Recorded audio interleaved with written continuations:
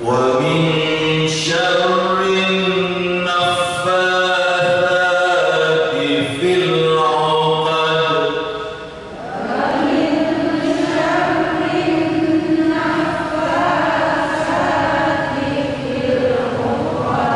ومن شر حاسد إذا حسد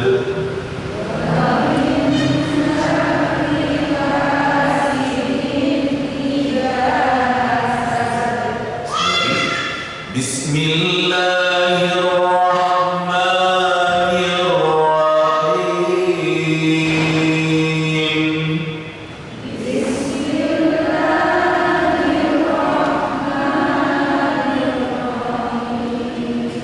قل أعوذ برب الفلق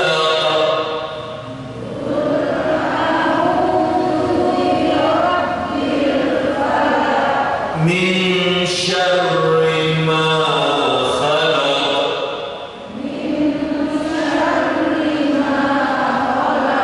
ومن شر غاسق إذا وقب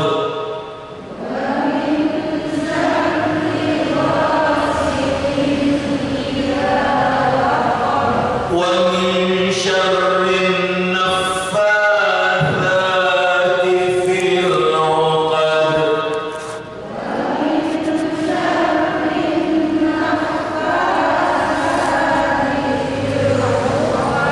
ومن شر حاسد إذا حسد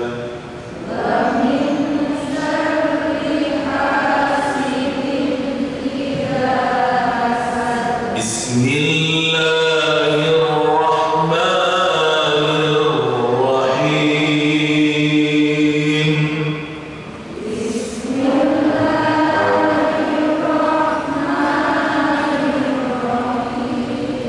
قل أعوذ برب الفلق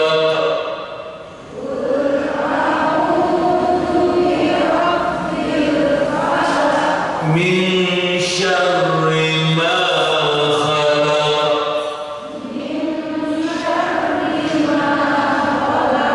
ومن شر غاسق إذا وقب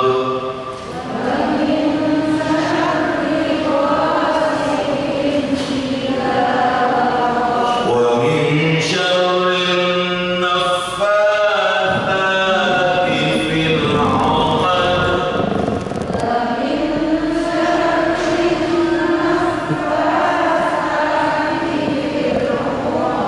ومن شر حاسد إذا حسد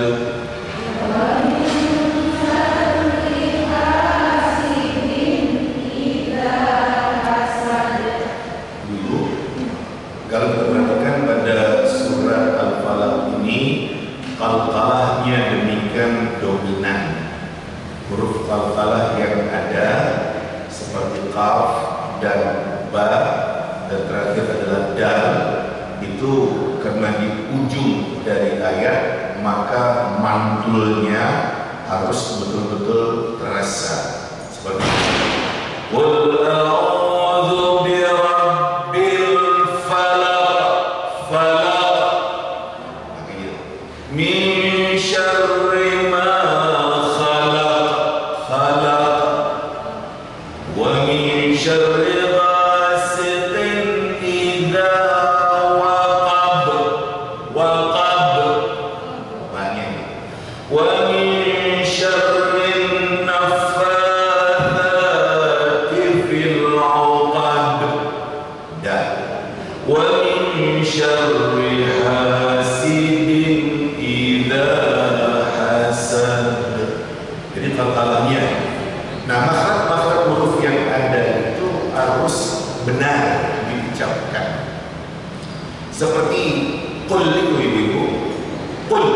Jadi ada sesuatu yang ditekankan, bukan qul.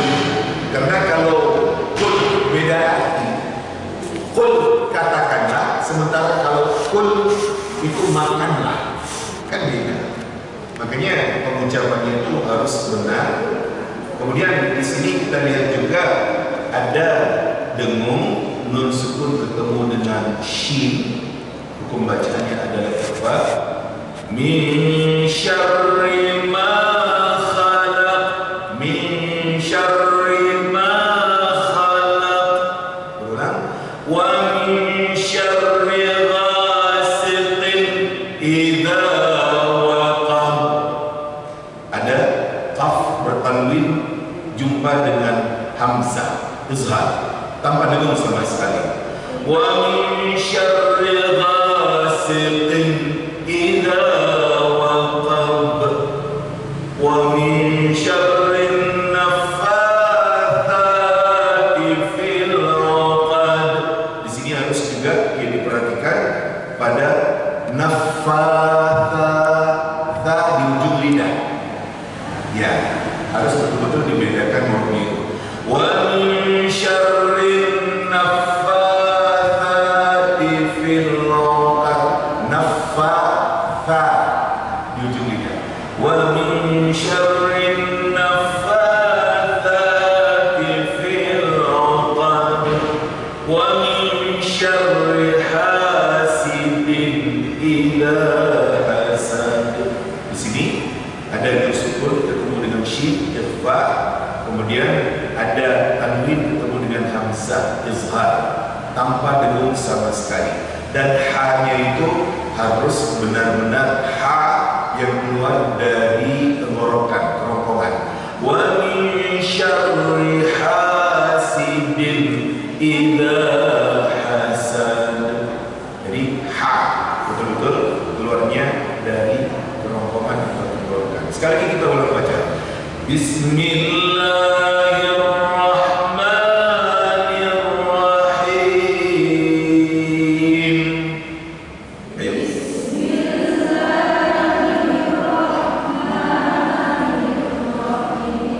Qul a'udzu birabbil falaq.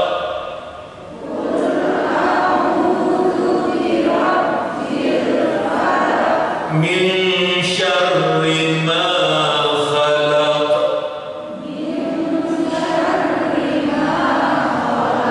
Wa min syarri ghasiqin idza waqab.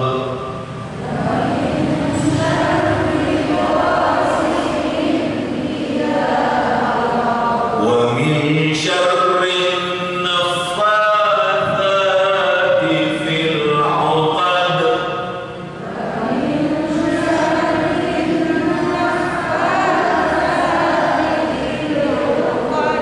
Wa min syarri hasidin idza hasad.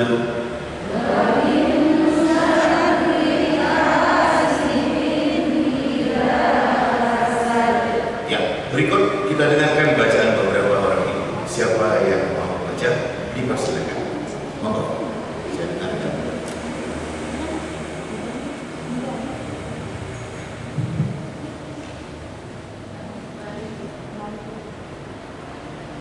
أعوذ بالله من الشيطان الرجيم. بسم الله الرحمن الرحيم. Sekali lagi ulang, kanan tasydidnya kurang tadi. Ya. بسم الله الرحمن الرحيم. Terus. قل أعوذ برب الفلق من شر ما خلق ومن شر غاسق إذا وقب ومن شر النفاثات في العقد ومن شر حاسد إذا حسد. Oke, pindah berikut. Silakan.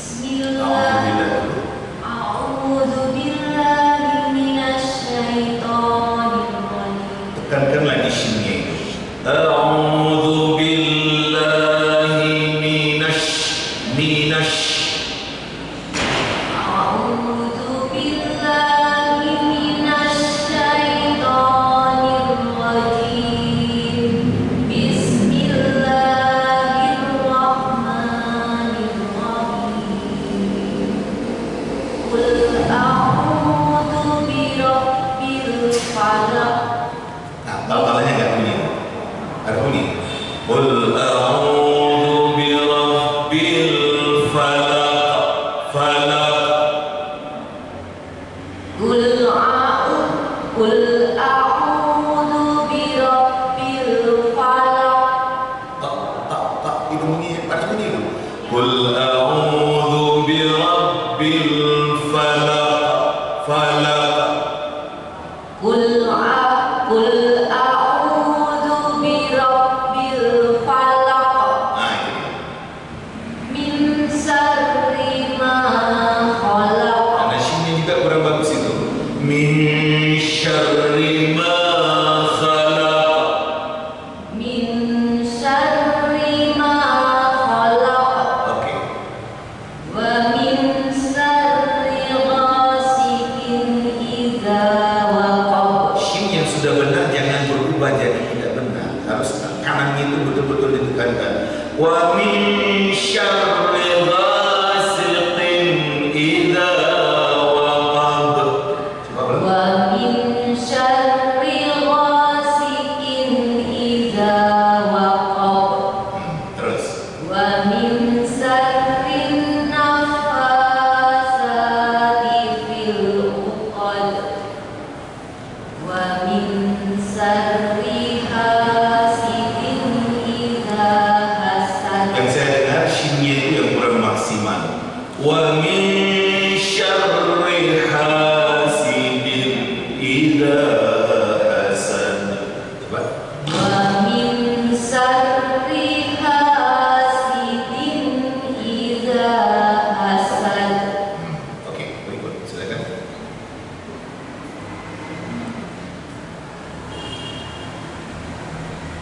A'udzu billahi minasy syaithanir rajim.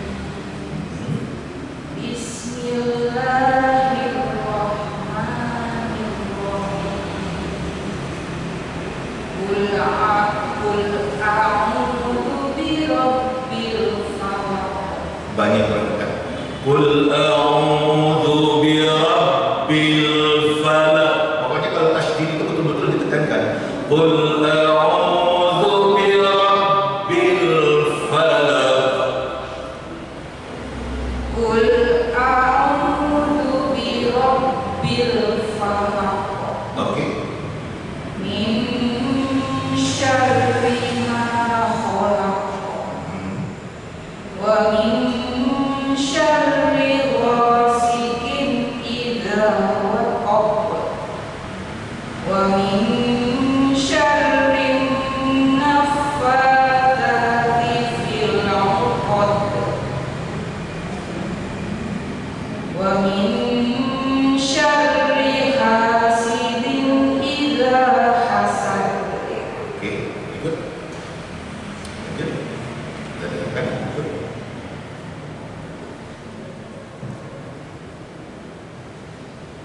Monggo. Silakan siapa ibu yang mau baca?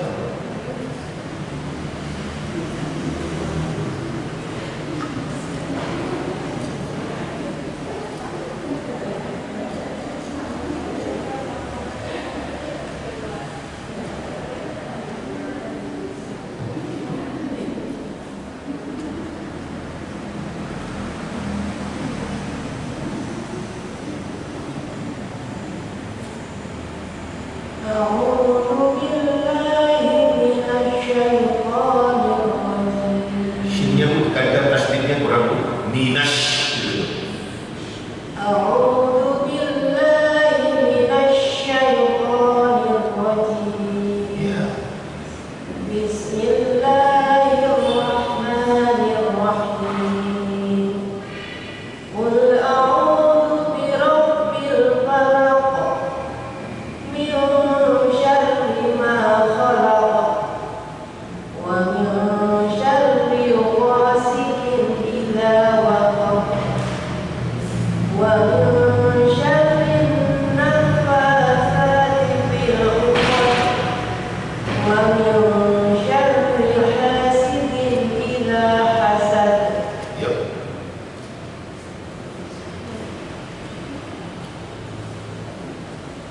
Mari, siapa lagi?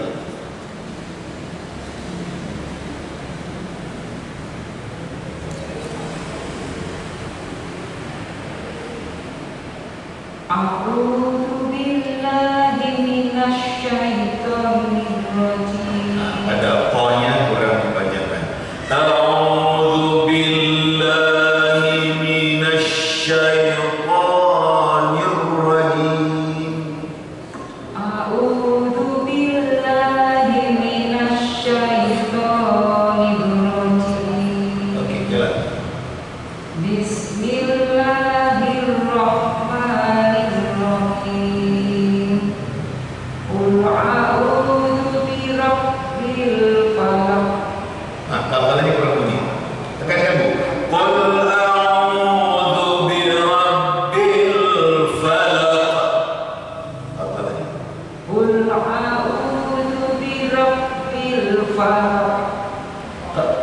ujungnya itu. Qul a'udzu birabbil falaq. Seperti mantul loh. Qul a'udzu birabbil falaq. Terus Min syarri ma khalaq. katakan dulunya. Min syarri ma khalaq. Min syarri ma khalaq. Wa min syarri ghasiqin idza waqab. Pada lainnya perlu perbaikan. Wa min syarri wa min syarri ghasiqin idza waqab. Wa min syarri ghasiqin idza waqab. Wa min syarri naffatsati fil 'uqad. Kalau kalanya ini kurang mantul itu, harus mantul. Wa min syarrin naffatsati fil 'uqad. Uqad. Wa min syarri naffatsati fil 'uqad. Terus. Wa min syarri hasidin idza hasad. Ya, oke. Berikut silakan Ibu. Siapa lagi mau baca? Monggo. Ayo, siapa mau baca? Dua lagi kita beri kesempatan.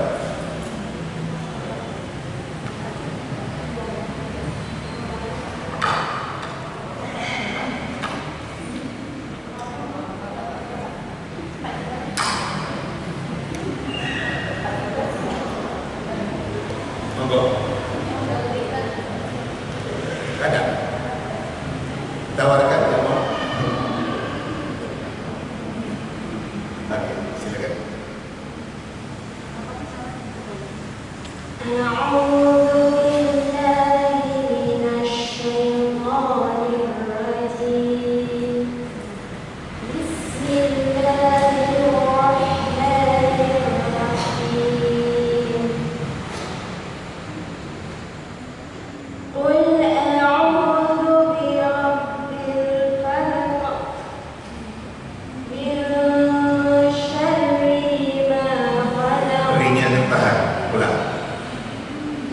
من شر ما Rinya itu. Min syarri ma. Rinya jangan sempat tahan.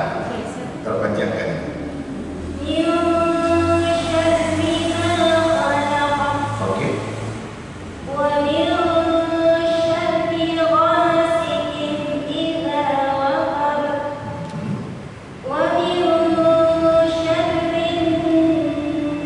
النفاثات في العقد ومن شر حاسد إذا حسد Ulang sekali lagi berarti itu.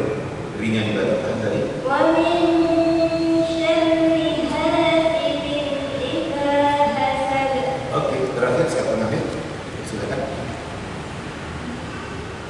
أعوذ بالله من الشيطان الرجيم بسم الله الرحمن الرحيم قل أعوذ برب الفلق من شر ما خلق ومن شر غاسق إذا وقب ومن شر النفاثات في العقد ومن شر حاسد إذا حسد. Ya, ibu-ibu, bapak yang saya sampaikan, kita tinggalkan bacaan, kita artikan dan kita perjelas ayat Allah Subhanahu wa taala ini. Bismillahirrahmanirrahim. Qul a'udzu birabbil falaq. Katakanlah ya Muhammad, aku berlindung dengan Tuhan yang menguasai subuh. Min syarri ma khalaq, dari kejahatan apa yang telah Allah ciptakan. Wa min syarril ghasiqin idza waqab, dari kejahatan malam apabila dia telah gelap gulita. Wa min syarrin naffatsati fil 'uqad, dari kejahatan tukang sihir wanita yang menghembuskan pada buhul-buhul.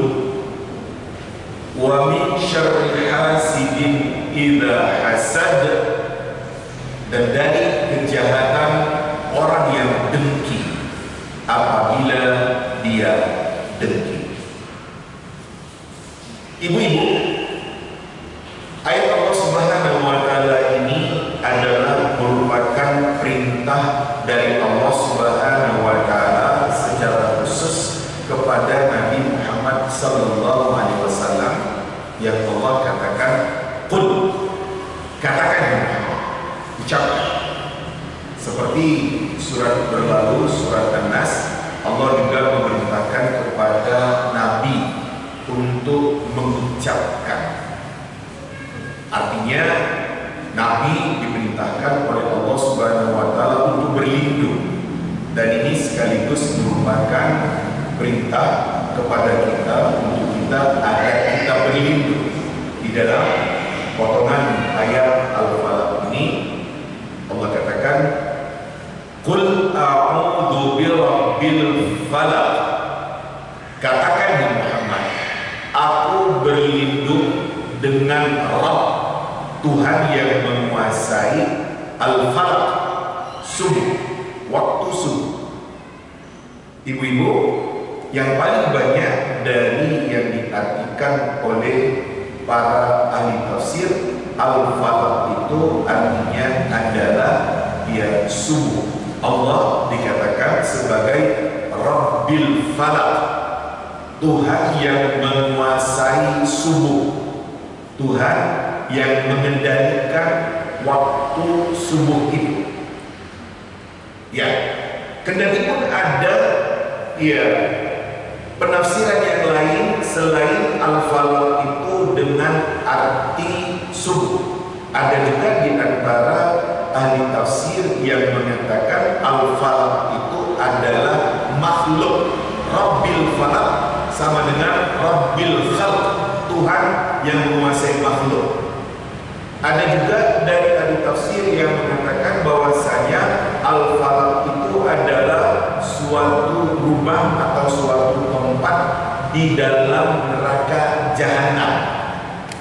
Ada juga yang mengatakan ya, Al-Falaq itu adalah suatu sumur yang dalam sekali di dalam neraka jahanam dan tertutup. Ini dari beberapa gambaran yang dikemukakan ahli tafsir, tapi yang paling dominan, yang paling konkret dan kuat adalah Al-Falaq dengan arti kata subuh. Katakan ya Muhammad, aku berlindung dengan Tuhan yang menguasai suasana atau waktu subuh itu. Ibu-ibu, ya, ini di waktu pagi kita diperintahkan untuk berlindung kepada Allah Subhanahu wa taala. Allah yang menguasai subuh. Ya, berlindung dari apa? Min syarri ma khalaq, dari kejahatan apa saja yang diciptakan oleh Allah Subhanahu wa taala. Dalam kurung, dari kejahatan makhluk. Saya artikan secara harfiah, min syarri ma khalaq, dari kejahatan apa saja yang diciptakan oleh Allah Subhanahu wa taala. Dalam kurung makhluk, karena makhluk Allah Subhanahu wa taala yang ada punya sifat jahat.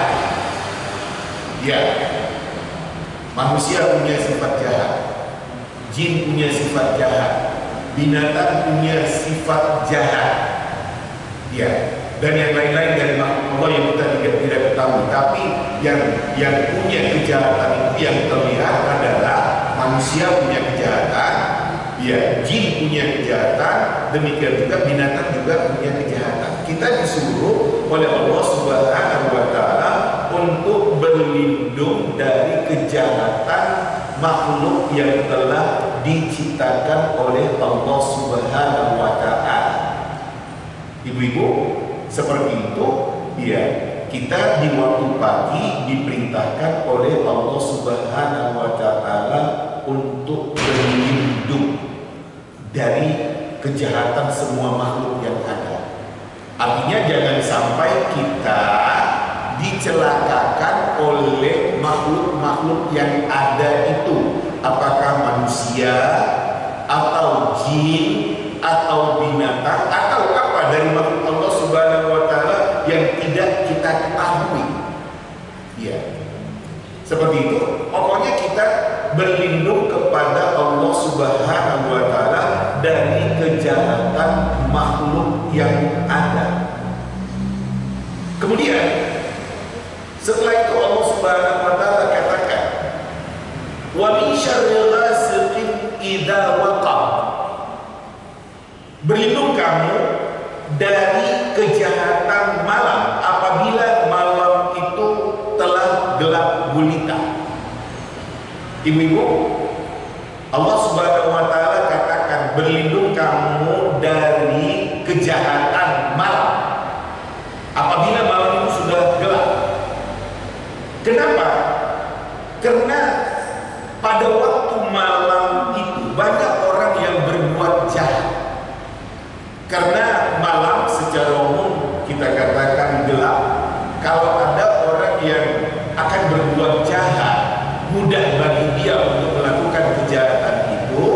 Demikian juga dia mudah untuk menyembunyikan diri ya, dengan kegelapan malam yang ada. Secara umum seperti itu. Kendatipun di dalam kehidupan kita sekarang ini kita katakan malam bisa terang, tapi yang namanya malam itu adalah gelap. Dan kalau ada orang yang ingin melakukan kejahatan-kejahatan, biasanya orang melakukan kejahatan itu di waktu malam karena gelapnya dan karena mudah orang bersembunyi, lari, melarikan diri dari kejahatan yang telah dilakukannya. Kita berlindung kepada Allah Subhanahu wa taala. Ini yang diperintahkan oleh Allah Subhanahu wa taala kepada kita. Ibu-ibu, ada hadis Nabi yang berasal dari Aisyah radhiyallahu anha. Kata Aisyah radhiyallahu anha, "Akhadha Rasulullah sallallahu alaihi wasallam biyadi." Rasul sallallahu alaihi wasallam memegang tangan saya, "Farani al-qamar hina tala." Kemudian Nabi memperlihatkan kepada saya bulan ketika bulan baru muncul. Waqal, kata Nabi kepada Aisyah, "Ta'awwadi billahi min syarri hadzal ghasiqi idza waqab." Aisyah, berlindung kamu kepada Allah dari kejahatan malam dikala malam itu telah gelap. Nabi katakan kepada Aisyah seperti demikian. Hadis ini diriwayatkan oleh At-Tirmidzi, demikian juga dia diriwayatkan oleh An-Nasa'i. Dengan munculnya malam itu, kita disuruh untuk berlindung kepada Allah Subhanahu wa taala. Jangan sampai kita dicelakakan oleh orang-orang dengan malam yang gelap, karena banyak orang yang kalau berbuat jahat itu di waktu malam. Kemudian kata Allah Subhanahu wa taala, "Wa min syarrin naffatsati fil 'uqad." Berlindung kamu dari kejahatan tukang sihir wanita yang menghembuskan pada buhul-buhul, pada ikatan-ikatan. Ibu-ibu, an-naffathat secara arti harfiah artinya adalah wanita-wanita yang meniupkan, yang menghembuskan jampi-jampi pada buhul-buhul. Al-uqad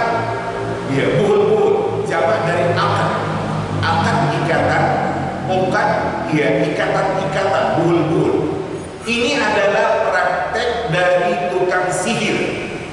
Ibu-ibu, di dalam ayat ini diungkapkan an-nafatha, tukang sihir wanita yang meniupkan pada buhul. Karena yang paling banyak itu yang jadi tukang sihir itu adalah perempuan. Makanya istilahnya nenek sihir, gak ada kakek sihir. Nenek sihir, gak ada kakek sihir. Kendati pun tukang sihir itu bukan hanya perempuan, tapi juga laki-laki. Di dalam ayat ini dikatakan oleh Allah Subhanahu wa taala an-nafathat. Iya, tukang sihir wanita yang menghembuskan pada bulbul, dalam kurung membacakan jampi-jampi pada buhul-buhul, ikatan tali, ikatan benang, dalam rangka untuk menyihir seseorang. Ada bacaan-bacaan dalam kurung jampi-jampi yang dibacakan oleh tukang sihir itu dalam rangka untuk mencelakakan seseorang. Nah, jadi kita diperintahkan oleh Allah Subhanahu wa taala untuk berlindung dari kejahatan tukang sihir yang ada. Apakah tukang sihir itu dia laki-laki ataupun perempuan? Dalam praktek sihirnya biasanya tukang sihir itu meniupkan bacaan-bacaan, jampi-jampi pada buhul-buhul, dalam rangka untuk mencelakakan seseorang. Sebenarnya bukan hanya pada buhul-buhul dalam kurung ikatan-ikatan, melalui yang lain-lain juga bisa, melalui foto bisa, melalui rambut bisa, melalui pakaian bisa. Tapi praktek umum dari tukang sihir itu adalah meniupkan pada buhul-buhul itu dengan membacakan jampi-jampi, mantra-mantra dalam rangka untuk mencelakakan seseorang. Kesimpulannya, ibu-ibu, yang namanya sihir itu ada. Sihir itu ada. Buktinya kita disuruh untuk berlindung dari yang namanya sihir. Kita disuruh untuk berlindung dari kejahatan orang-orang yang dia itu dengan praktek ilmu sihir. Ilmu sihir itu ada, dan di dalam hadis Nabi Sallallahu Alaihi Wasallam disebutkan bahwasanya sihir itu adalah termasuk dosa besar. Ya, ibu-ibu. Tapi kita katakan sihir itu tidak akan bisa berpengaruh pada seseorang yang dia itu kuat. Seperti itu kesimpulannya. Seperti itu. Dan sihir itu bisa mencelakakan apabila ada izin Allah Subhanahu wa taala. Allah sebutkan wa ma hum bidzarrina min ahadin illa biidznillah. Mereka tukang sihir itu tidak bisa mencelakakan seseorang dengan ilmu sihir yang ada kecuali dengan izin Allah Subhanahu wa taala. Nah, katakan seperti demikian karena memang Allah mengatakan gak bisa mencelakakan seseorang kalau tidak ada izin Allah Subhanahu wa taala. Kalau ada izin Allah Subhanahu wa taala, maka kenalah seseorang itu dengan sihir yang disihirkan oleh orang kepadanya. Ibu-ibu, di dalam hadis Nabi Sallallahu Alaihi Wasallam dijelaskan bahwasanya Nabi pernah terkena sihir. Seorang Nabi, seorang Rasulullah Subhanahu Wa Taala pernah kena sihir. Yang menyihir Nabi Sallallahu Alaihi Wasallam adalah seorang Yahudi yang bernama Labid bin Aqsam. Ibu-ibu, dia menyihir Nabi Sallallahu Alaihi Wasallam dengan rambut-rambut Nabi Sallallahu Alaihi Wasallam yang gugur. Dan dari mana dia dapatkan? dan kemudian dia menyihir Nabi Sallallahu Alaihi Wasallam dari rambut Nabi Sallallahu Alaihi Wasallam. Ini diceritakan di dalam hadis Nabi Sallallahu Alaihi Wasallam. Ibu-ibu, beberapa hadis Nabi Sallallahu Alaihi Wasallam menjelaskan kepada kita tentang Nabi Sallallahu Alaihi Wasallam yang terkena sihir. Ya, yang dikatakan oleh ulama berdasarkan hadis sahih, memang Nabi terkena sihir itu karena Nabi itu manusia. Kemanusiaan Nabi itulah yang membuat Nabi terkena dari sihir yang dilakukan oleh seorang Yahudi yang bernama Labid bin Aqsa. Ibu-ibu, hadis kami menjelaskan seperti demikian. Ini beberapa gambaran hadis Nabi tentang Nabi Sallallahu Alaihi Wasallam yang terkena sihir. Ya, dalam suatu hadis sahih, Jibril datang kepada Nabi Sallallahu Alaihi Wasallam. Kata Jibril, "Ishtakaita ya Muhammad, kamu mengeluhkan sakit ya Muhammad." Kata Nabi, "Nah, ya."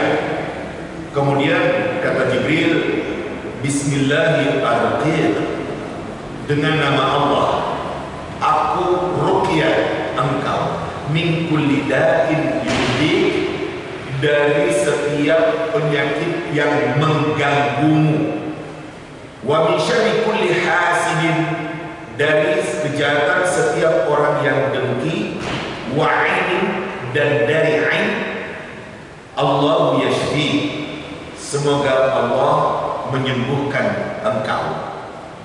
Ya, ibu-ibu, ini keberadaan Nabi Sallallahu Alaihi Wasallam yang dikatakan terkena sihir dan diruqyah oleh Jibril. Ya, malaikat Allah Subhanahu Wa Taala yang datang kepada Nabi Sallallahu Alaihi Wasallam.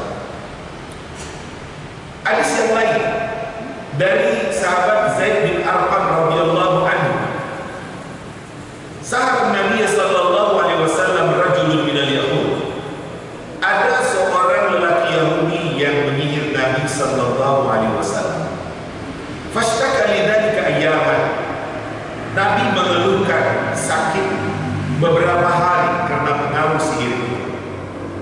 Faja'ahu Jibril, kemudian Jibril datang kepada Nabi Sallallahu Alaihi Wasallam. Faqal, kata Jibril, "Inna rajulan minal Yahud sahab, ada seorang lelaki Yahudi yang menyihir engkau. Aqada laka uqadan fi bi'ri kada wa kada, dia mengikatkan untuk kamu beberapa ikatan-ikatan, beberapa buhul-buhul yang dimasukkannya ke dalam sumur itu. Fa'arsil ilayya man yajibu biha, kamu kirim orang ke arah sumur itu untuk membawa ikatan buhul-buhul itu." Faba'atha Rasulullah Sallallahu Alaihi Wasallam Aliyan, Rasul Sallallahu Alaihi Wasallam mengirim sahabat Ali bin Abi Thalib radhiyallahu anhu, fastakhraja, kemudian Ali mengeluarkan buhul-buhul itu dari sumur yang ada. Faja'a biha, kemudian dia membawa buhul-buhul itu kepada Nabi.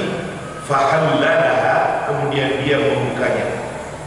Faqama Rasulullah Sallallahu Alaihi Wasallam, Nabi kemudian berdiri.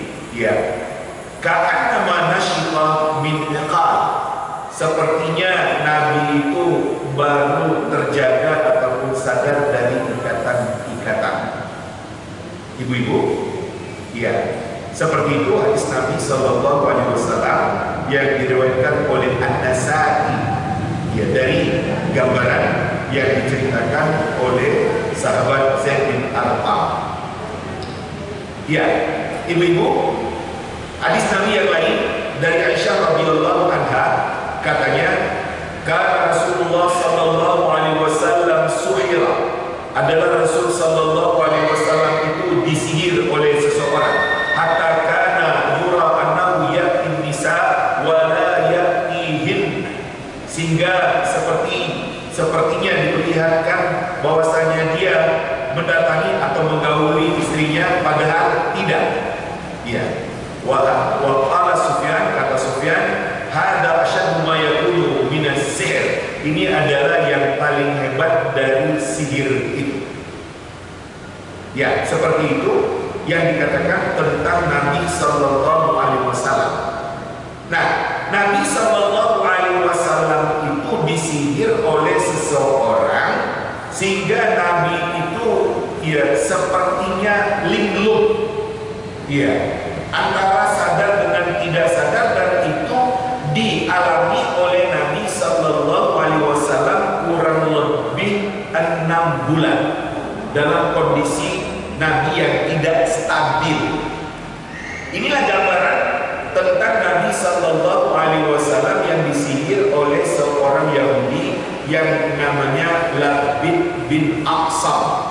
Dari bekas rambut-rambut Nabi yang gugur diikat sama dia, kemudian dimasukkannya ke dalam suatu sumur, ya. Dan dia dengan bacaan-bacaan yang ada membuat Nabi Sallallahu Alaihi Wasallam sepertinya antara sadar dengan tidak sadar, dalam kurung linglung seperti itu. Ini yang dijelaskan di dalam beberapa hadis Nabi Sallallahu Alaihi Wasallam kepada kita. Nah, ibu-ibu, kesimpulannya adalah kita disuruh untuk berlindung dari kejahatan tukang sihir. Jangan sampai kita terkena dari sihirnya tukang-tukang sihir itu dikala mereka punya niat jahat untuk mencelakakan kita.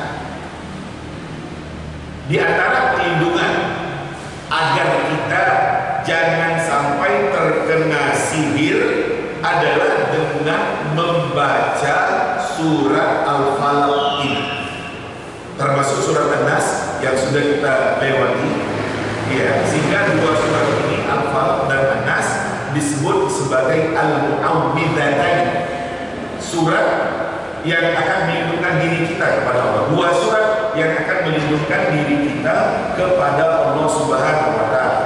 Surat Al-Falaq dan surat An-Nas termasuk surat yang menjadi bacaan Nabi dalam wirid pagi, demikian juga wirid sorenya, agar kita terlindung dari kejahatan tukang sihir yang dengan praktek sihirnya bisa mencelakakan seseorang. Ibu-ibu, kemudian yang terakhir yang dikatakan oleh Allah Subhanahu wa Ta'ala, wa min syarri hasidin idza hasad, berlindung dari kejahatan orang yang dengki dikala dia dengan kedengkiannya. Ibu-ibu yang saya muliakan, hasad dalam kurung dengki adalah tidak senang dengan kebaikan, kebahagiaan yang ada pada seseorang, kemudian dia berusaha untuk menghancurkan orang itu, mencelakakan orang itu. Jadi hasad itu, dengki itu tidak suka dengan senangnya orang, bahagianya orang, berhasilnya seseorang, kemudian dia berusaha untuk menghancurkan orang itu.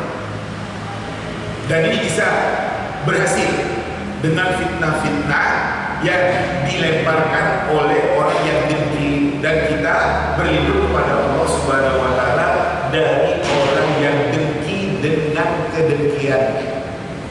Ibu-ibu, bapak-bapak yang bisa melihat, orang dengki itu ada,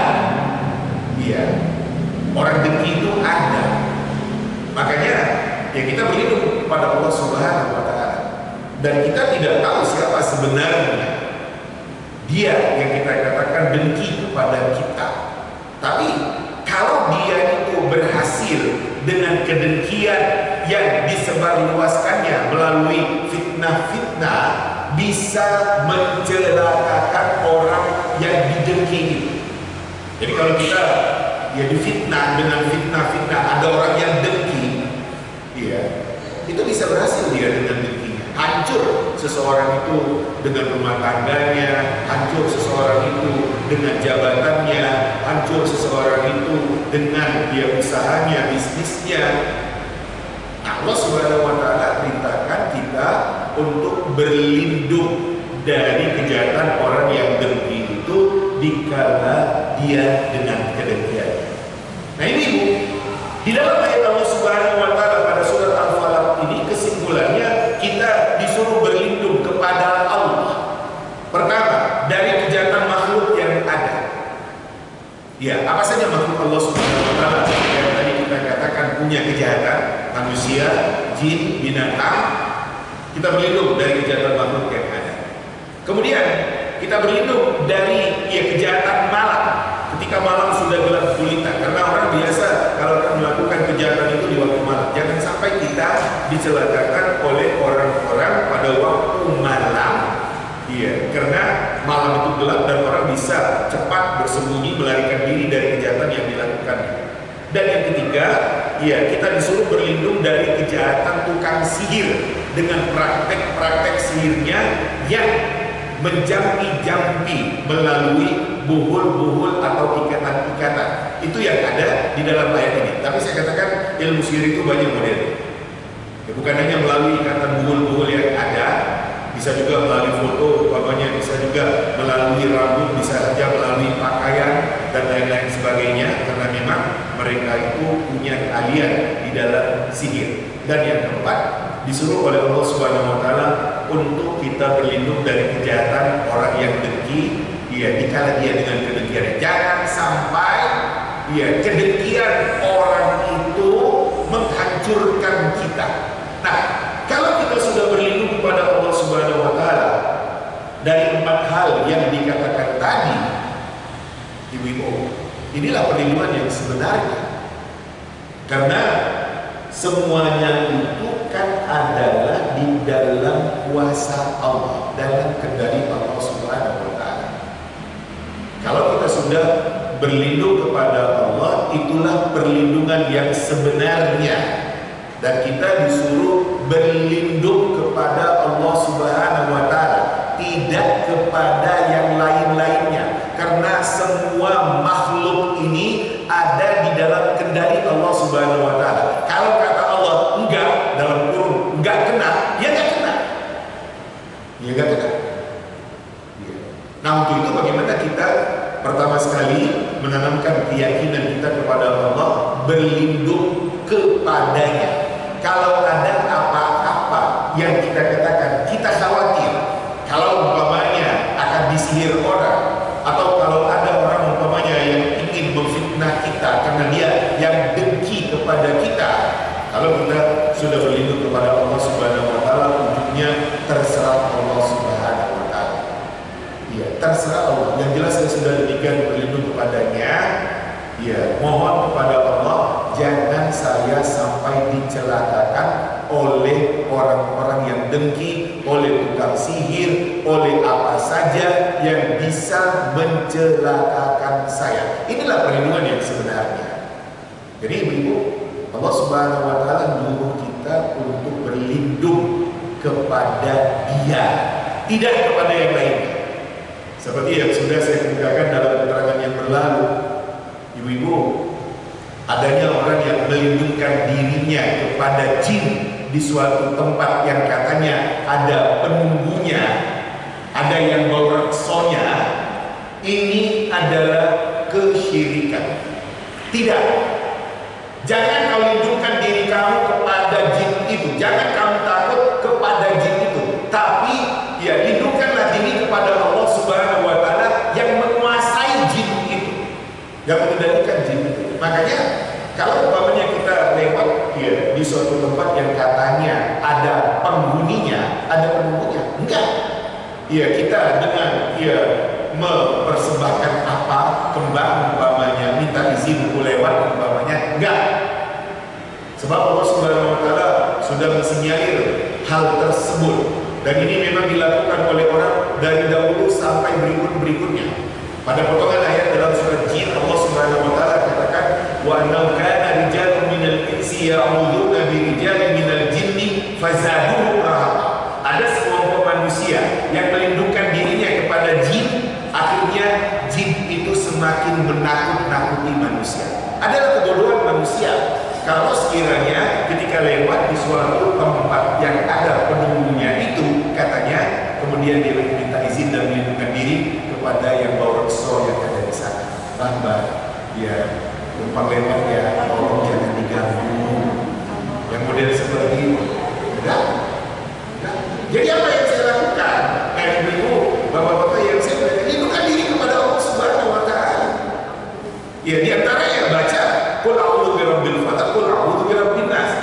Baca ayat kursi, baca bacaan yang dari Rasul Sallallahu Alaihi Wasallam yang intinya merupakan perlindungan. A'udzu bikalimatillahi tammati min kulli syaitanin wa hamma wa min kulli 'ainin lamma. A'udzu bikalimatillahi tammati min syarri ma khalaq. Jadi kita lindungkan diri kepada Allah Subhanahu Wa Taala, dan inilah yang sebenarnya.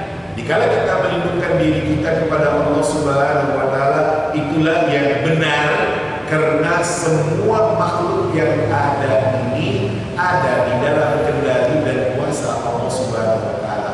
Kalau kata Allah enggak, ya enggak. Kita akan terlindung, kita akan terjaga.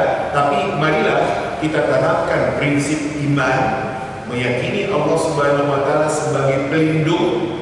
Dan kemudian ketika kita membaca ayat seperti surat Al-Falaq dan surat An-Nas, betul-betul kita hadirkan Allah dengan segala kekuasaannya dari apa yang kita katakan. Kita melindung dari hal-hal yang akan mencelakakan kita. Ya, seperti itu ibu-ibu. Jadi ada bacaan surat An-Nas, surat Al-Falaq yang sifatnya akan melindungkan diri kita kepada Allah Subhanahu Wa Taala dari kejahatan yang ada. Demikian juga ada bacaan-bacaan yang diajarkan oleh Nabi Sallallahu Alaihi Wasallam. Maka itulah yang harus kita baca dengan menghadirkan kekuasaan Allah. Kita berlindung kepada Allah dari semua kejahatan yang mungkin akan mencelakakan kita. Jadi ibu, dalam kehidupan kita sekarang ini, ya kita melihat contoh soal ada jin-jin yang nakal. Masa bisa seorang dengan mobilnya dia itu diketuk dan kemudian ternyata dibawa sampai masuk ke sana, ke dalam. Sepertinya dia dengan mobilnya jalan di jalan raya yang mulus, ternyata sudah sampai ke dekat kali. Kok bisa? Ya itu kerja jin yang nakal. Iya, jin yang nakal. Ya seperti itu. Ada bis juga. Gak ada jalan, dia sudah masuk ke tengah hutan sana. Loh bagaimana caranya? Lah kan itu ada jin-jin yang nakal. Makanya ketika ada suatu tempat yang kita katakan ada penunggunya, kita lindungkan diri kita kepada Allah Subhanahu Wa Taala. Jangan sampai dia macam-macam kepada kita. Jadi bukan kita melindungkan diri kepada jin itu, enggak. Ya, ibu. Jadi dari makhluk halus yang kita katakan jin-jin itu ada yang nakal dan kemudian mencelakakan manusia. Bagaimana kok bisa? Lah itulah dia. Iya. Kita tidak tahu bagaimana cara dia berbuat sehingga suatu mobil dengan supir yang ada sepertinya dia digiring akhirnya masuk ke dalam dan gak ada jalan ke arah situ. Sudah sampai ke ujung sungai seperti itu atau masuk ke dalam tengah hutan yang ada. Makanya ketika kita memasuki daerah-daerah yang kita katakan di situ ada penunggunya, kita katakan ayo kita lindungkan diri kita kepada Allah Subhanahu Wa Taala. Mari baca Qul a'udzu birabbin nas, Qul a'udzu birabbil falaq, ayat kursi, termasuk bacaan-bacaan yang memang diajarkan oleh Nabi SAW kepada kita dalam rangka untuk melindungkan diri kita dari kejahatan-kejahatan yang mungkin itu terjadi dan menimpa diri kita. Ibu-ibu, inilah gambaran dari ayat Allah Subhanahu Wa Taala pada surat Al-Falaq yang kita kaji pada pagi hari ini untuk kita betul-betul memahami apa yang dikatakan oleh Allah. Perintah Allah kepada Nabi SAW juga merupakan perintah untuk kita semua. Qul a'udzu birabbil falaq. Katakan Muhammad, aku berlindung dengan Tuhan yang menguasai subuh. Min syarri ma khalaq, dari kejahatan apa yang sudah diciptakan oleh Allah, dari kejahatan makhluk yang ada, manusiakah dia, jinkah dia, binatangkah dia, atau apa yang kita tidak ketahui. Kemudian yang kedua, min syarri ghasiqin idza waqab, dari kejahatan malam dikala malam itu sudah gelap gulita. Yang ketiga, min syarri naffatsati fil 'uqad, dari kejahatan tukang sihir wanita yang menghembuskan pada buhul-buhul, pada ikatan-ikatan. dalam rangka untuk mencelakakan orang yang disihirnya. Yang keempat, min syarri hasidin idza hasad, dari kejahatan orang yang dengki dikala dia dengki kepada kita. Ini yang kita lihat dari ayat Allah Subhanahu wa taala pada surat Al-Falaq untuk bisa kita pahami dan menjadi pegangan bagi kita dan juga amalan. Dikala kita berhadapan dengan segala sesuatu yang kita katakan mungkin itu akan mencelakakan kita. Demikian yang bisa saya jelaskan dari gambaran ayat Allah pada surat Al-Falaq ini. Berikut, monggo kalau ibu dan bapak punya pertanyaan terkait dengan masalah ayat yang kita baca di pagi hari ini, dipersilakan. Monggo ibu, silakan.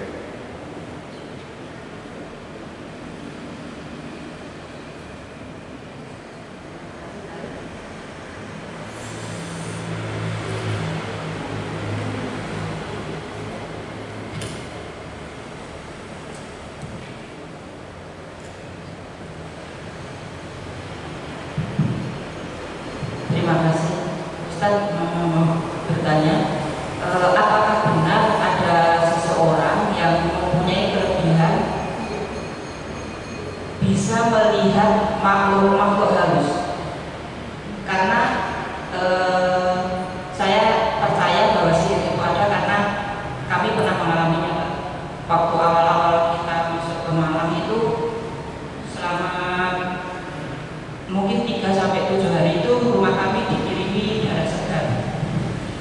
Terus banyak ustadz, dan ada salah satu ustadz itu bisa bercerita ke kami bahwa beliaunya bisa melihat sampai menawarkan mau tahu siapa yang mengirim ini. Dan alhamdulillah kami tidak mau mengetahui siapa pengirimnya. Terus beliaunya juga bisa berkomunikasi katanya, karena menurut cerita beliau itu bisa memindahkan atau berkonsultasi dengan tanda kutip penghuni untuk tidak mengganggu, dipindahkan ke mungkin ke tempat yang lain gitu. Itu tadi, terima kasih. Ibu yang saya muliakan, ayat Allah Subhanahu wa taala mengatakan, innahu yarakum huwa wa qabiluhu min haitsu la tarawna. Dia dan kelompoknya dalam burung jin bisa melihat kalian, sementara kalian tidak bisa melihat mereka. Jadi manusia tidak ada yang bisa melihat jin secara nyata. Secara nyata, kalau merasakan keberadaan dia mungkin, merasakan keberadaan jin mungkin. Sepertinya ada orang yang duduk di bawah pohon itu, umpamanya. Tapi melihat jelas, enggak. Kalau kita manusia, saya dengan seseorang umpamanya, melihat jelas seseorang itu, saya bisa lihat wajahnya dan saya bisa menandai dia. Yang di suatu saat kalau ketemu, saya bisa tahu dengan orang itu karena memang saya pernah melihat dia. Tapi manusia terhadap jin, tidak ada yang bisa melihat jin secara jelas dan nyata. Karena ayat yang mengatakan seperti demikian, innahu yarakum huwa wa qabiluhu min haitsu la tarawnahum. Dia dan kelompoknya bisa melihat kalian, sementara kalian gak bisa melihat mereka. Ini dia. Nah, kalau ada beliau itu yang mengatakan dia tahu tentang jin, tentu dia berkawan dengan jin. Tentu dia berkawan dengan jin. Dan ada yang memberitahu kepada dia tentang seseorang atau tentang jin yang melakukan sesuatu yang tidak baik itu, yang mengirimkannya kepada kita. Jadi ibu-ibu, tentang dia yang mengatakan dia bisa berkomunikasi, bisa memindahkan, itu sebagai pertanda dia itu berkawan dengan jin. Nah, orang yang seperti ini secara tidak enggak, kita katakan enggak. Jadi kalau umpamanya ada jin yang siap menjadi khadam saya, umpamanya mau saya perintahkan dengan apa-apa, umpamanya jagai rumah saya, benteng saya, di sana saya berjalan kemana-mana, umpamanya enggak. Jadi enggak perlu. Gak perlu minta tolong kepada jin. Kesimpulannya, mereka ya mereka, jin kalian ya kalian, kami manusia ya kami. Saya tidak akan pernah minta tolong kepada kamu di dalam semua yang saya butuhkan. Kalau saya akan minta tolong, saya akan minta tolong kepada manusia yang sama dengan saya. Seperti umpamanya ada orang yang katanya dia punya pengawal jin. Gak, saya punya pengawal manusia. Seperti umpamanya presiden yang dikawal oleh pengawal-pengawalnya, pejabat yang dikawal oleh pengawal-pengawalnya, ya manusia, tapi bukan jin. Nah, jadi kalau ada orang yang mengatakan dia itu bisa berkomunikasi, bahkan bisa mindahkan jin itu, katanya berarti dia berkawan dengan jin, dan itu tidak boleh. Iya, ibu-ibu, tidak boleh berkawan dengan jin. Tidak boleh kita ini ya dengan jin, apa namanya, bisa mengantarkan kepada kesyirikan dan bisa mencelakakan diri kita. Saya katakan gini, sebagai satu contoh. Allah Subhanahu wa taala mengatakan tentang jin, wa anna minna salihuna wa minna duna dzalik, kunna qara'ib qidah. Kata jin, di antara kami ada yang saleh, ada yang enggak, kami macam-macam. Nah, itu yang dikatakan jin tentang mereka. Persis seperti kita. Kita manusia, ada yang beribadah, ada yang sangat baik, ada di antara kita yang jahat, yang preman, macam-macam. Jin juga seperti itu. Jadi jin juga seperti itu. Nah, ibu-ibu adalah akan mempersulit kita sendiri kalau kita dengan jin. Saya katakan, manusia sebaik-baiknya manusia, apa nggak ada sifat jahat manusia itu? Pasti ada, dan suatu saat bisa saja muncul.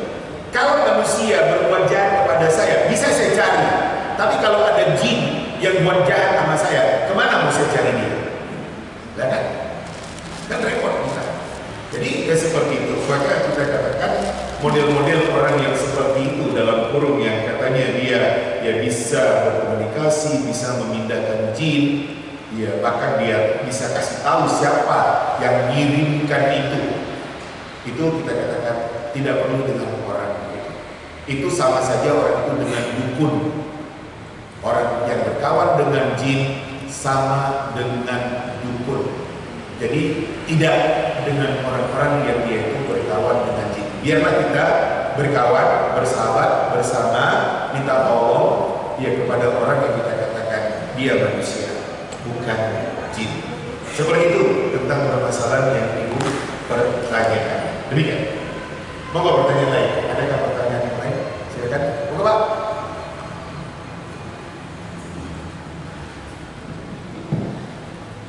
Assalamualaikum warahmatullahi wabarakatuh.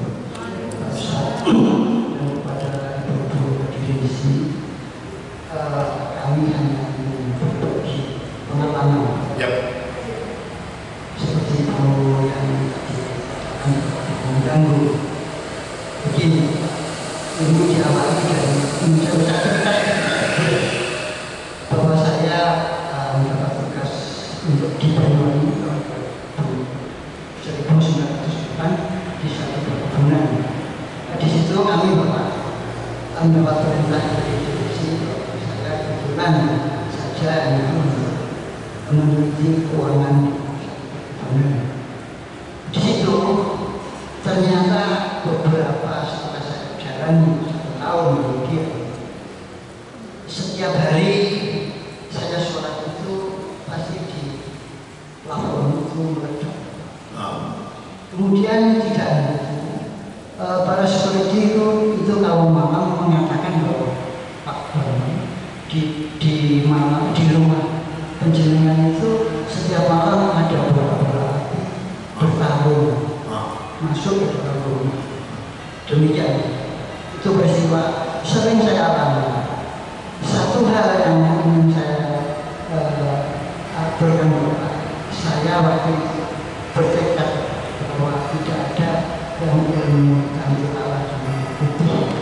Saya hanya bermunajat kepada Allah bahwa saya waktu itu sholatnya ya seperti biasanya saya jalankan. Kemudian yang jauh adalah saya puasa tiap tiap hari. Jadi untuk membimbing diri itu satu. Kemudian yang kedua, surat-surat yang ada di dalam Al-Quran itu. Kemudian tidur tidak pernah di tempat tidur. Saya tidur di atas lantai karena saya diberitahu oleh beberapa teman atau orang-orang yang tahu itu kalau datangnya sihir itu ada di malam hari, pokoknya jangan tidur di atas ranjang. Kalau di atas 60 ke atas itu pasti kena. Itu habisnya teman. Ya. Kemudian saya pun juga tahu sedikit tentang itu. Saya lakukan jadi saya tetap tidur di lantai, di kasurnya saya di lantai selama 8 tahun. Kemudian yang terakhir saya tahu bahwa ada teman-teman mengatakan kepada saya, "Bapak itu gurunya dari mana?" Tidak mempan. Itu satu kata-kata yang tadi nggak betul. Kemudian saya tahu dari itu tadi tetap di rumah saya itu di rumah itu dengan darah di sekitar rumah. Katanya itu dicarikan dari Ponorogo, katanya demikian. Tapi saya tidak ambil pusing itu. Saya hanya tetap bermunajat pada yang punya kami yaitu Allah Subhanahu wa Ta'ala. Kemudian akhirnya saya sampai 8 tahun sampai akhirnya pensiun saya bisa kembali ke Malang karena waktu itu katanya saya selalu mengganggu pekerjaan beliau-beliau yang di Jogja. Dengan beberapa pengalaman saya mohon nanti bisa diperjelas apa itu semuanya, bahwa kita cari hidup, kita cari teman, kita cari apa, tapi ada teman yang demikian saya. Namun saya tidak sama sekali benci pada dia. Demikian Bapak. Assalamualaikum warahmatullahi wabarakatuh. Ibu-ibu, bapak-bapak yang saya sampaikan, saya mau memberikan gambaran dahulu. Ini daerah ini, saya katakan daerah sekitar Sugura-Gura ini, termasuk masjid ini. Kita coba mundur ke belakang. Dulu sebelum di sini jadi rumah-rumah atau jadi masjid, sebelumnya apa? Jawabnya sawah. Sawah kan? Kan gitu, sawah. Jauh sebelumnya, puluhan tahun, ratusan tahun dahulu, ini apa? Hutan belantara. Iya, daerah-daerah yang kita katakan kita buka sehingga menjadi perumahan dan kita punya rumah di tempat itu dulunya adalah hutan belantara.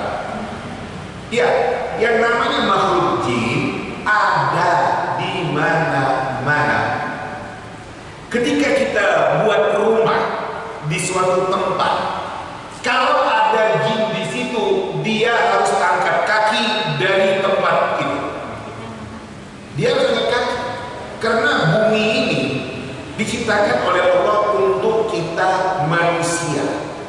Kalaupun ada jin yang dikatakan menempati bumi ini, dia bukan di tempat yang sudah menjadi milik kita, dalam kurung rumah yang kita tempati. Tapi tidak menutup kemungkinan dia masih ada di rumah kita atau di masjid ini ada jin.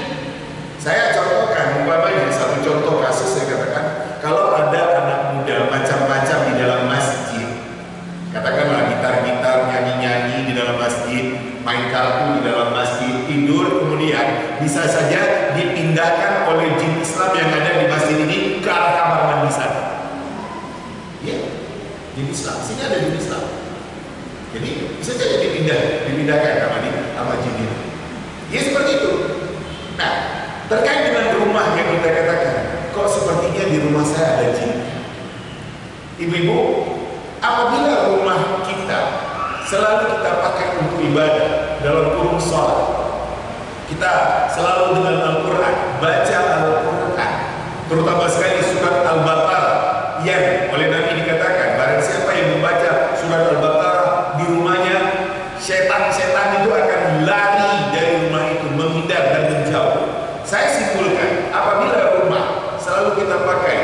sholat, beribadah kepada Allah Subhanahu wa Ta'ala, zikir dan doa, Al-Quran, termasuk di rumah saya selalu ada majelis kajian agama, majelis taklim. Rumah itu panas bagi yang namanya jin-jin yang tidak benar itu, jin-jin yang jahat. Iya, panas. Akhirnya dia sendiri yang pindah, gak perlu dipindahkan. Dia sendiri yang pindah atas kemauannya. Terus gak enak di rumah ini. Orang di rumah ini selalu mendengar Quran, ngaji, sholat, malam dia tahajud, ada sholat duha. Panas rumah itu bagi jin-jin yang kita katakan. Dulu memang dia menempati daerah tempat rumah kita ini. Makanya saya katakan terhadap seperti permasalahan yang dibukakan tadi, saya bisa pindahkan jin. Kata dia, enggak. Rumah ini akan saya pakai untuk beribadah kepada Allah. Saya baca Al-Quran, saya zikir, saya doa. Rumah kalau kita pakaikan untuk ibadah kepada Allah Subhanahu wa Ta'ala, zikir, doa, Al-Quran, rumah itu akan panas bagi jin dan dia akan keluar dari rumah kita. Gak kerasan. Yang paling disukai oleh jin-jin itu adalah kalau di rumah kita gak ada Al-Quran, gak ada zikir, gak ada doa, gak ada sholat. Yang ada di rumah pokoknya musik umpamanya, itu yang paling disukai oleh jin itu. Sehingga itu yang akan melalaikan kita dari Allah Subhanahu wa Ta'ala. Makanya kalau kita ingin rumah kita selalu dengan curah hidayah Allah Subhanahu wa Ta'ala dan terlindung dari kejahatan-kejahatan makhluk seperti jin-jin itu, pakaikanlah rumah untuk sholat sunnah. Karena sholat sunnah memang tempatnya di rumah. Kalau laki-laki sholat wajib di masjid, pakaikanlah rumah itu dengan Al-Quran yang selalu dilantunkan, zikir dan doa yang selalu kita baca. Kalau kita dengan rumah kita seperti itu, rumah kita akan terasa panas bagi jin dan mereka akan keluar dengan sendirinya. Demikian tentang beberapa gambaran dari pengalaman-pengalaman yang ada, dan kita katakan memang dia ada bersama dengan kita. Ada, bukan nggak ada. Jadi kalau dia sampai pada tingkat mengganggu, rumah itu bisa diruqyah oleh orang ahli ruqyah, tapi kita sendiri bisa melakukannya dengan apa yang saya katakan tadi. Kita selalu sholat, zikir, doa, Al-Quran, sehingga rumah itu panas bagi jin-jin yang ada dan dia minggat dengan sendirinya. Inilah ibu-ibu beberapa poin dari ayat Allah Subhanahu wa Ta'ala yang kita baca pada pagi hari ini. Mudah-mudahan bisa menambah pemahaman dan pengertian kita tentang ayat-ayat Al-Quran yang kita kaji dan pelajari. Sampai sekian dulu pelajaran kita. Sampai nanti kita lanjut dalam kesempatan berikut dengan izin Allah Subhanahu wa Ta'ala. Berakhir dengan subhanallahumma wa bihamdika asyhadu an la ilaha illa anta astaghfiruka wa atubu ilaik. Wassalamualaikum warahmatullahi wabarakatuh.